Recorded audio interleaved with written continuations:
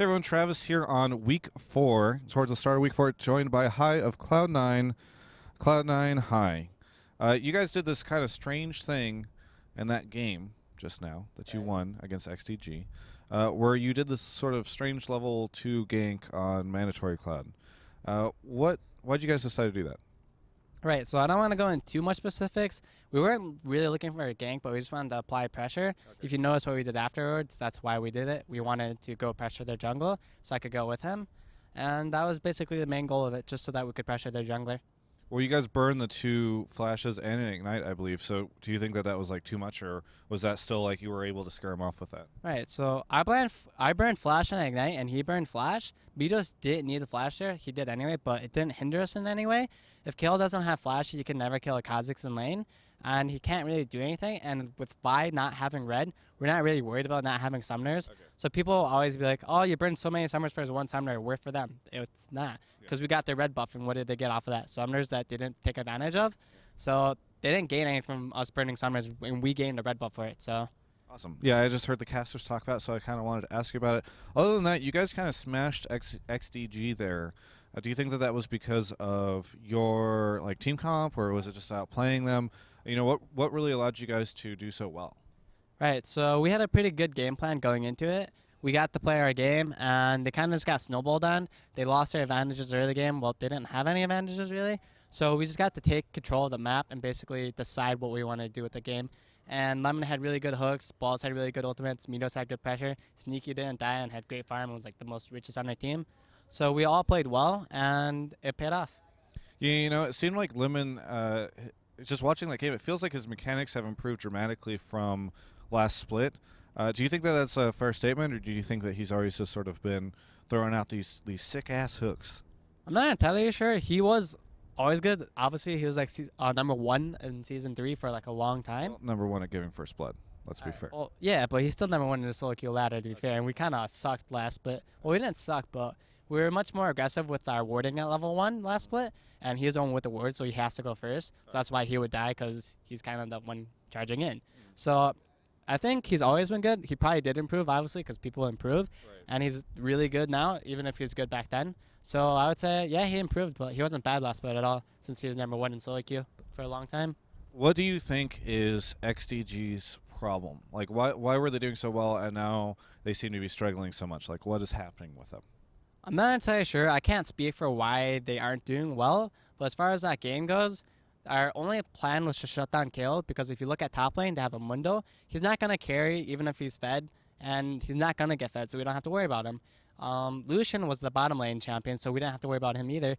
If he randomly gets fed somehow, then he could carry, but he isn't going to get fed. We're not going to die bottom. We had a safe lane. So the only one that could carry is Kale. So if we just focus our attention on the person that can carry and their jungler at the same time, they're not going to win, because they only had one person that can carry. It's not because ManCloud is like super good on their team. It's just he's playing the only champion that can actually carry for them against us. Hey, Saint Vish is coming in for support. You hear about this?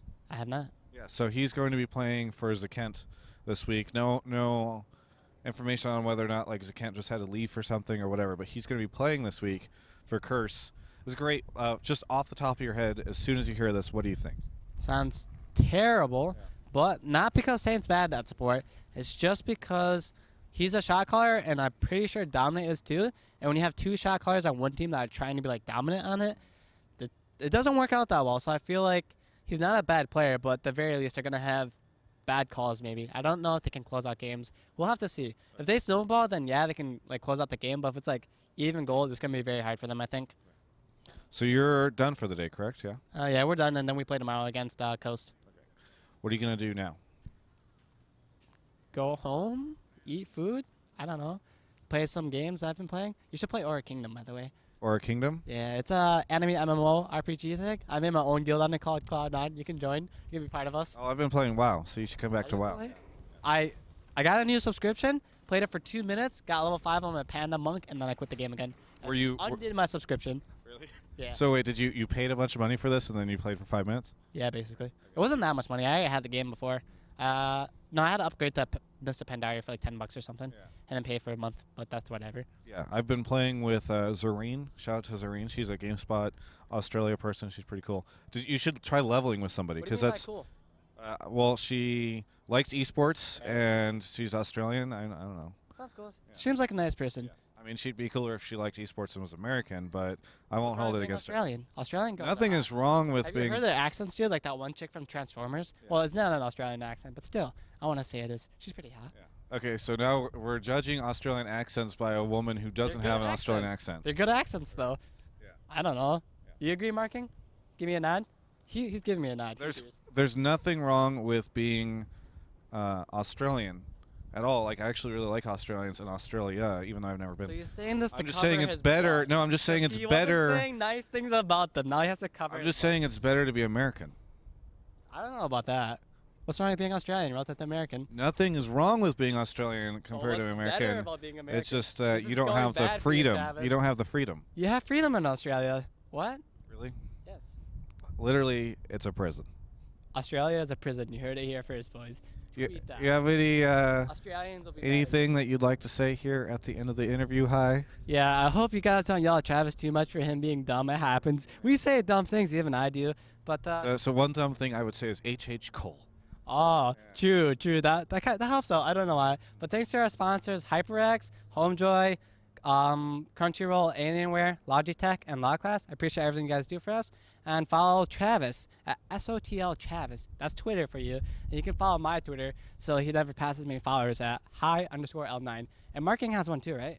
I don't know his Twitter though, so I can't help him out right here. People can find him. He's the mystery Twitter.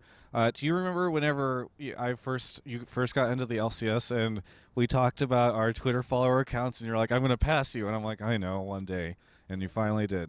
What do you mean finally? That happened a long time ago. That happened like at Worlds. Yeah, fair.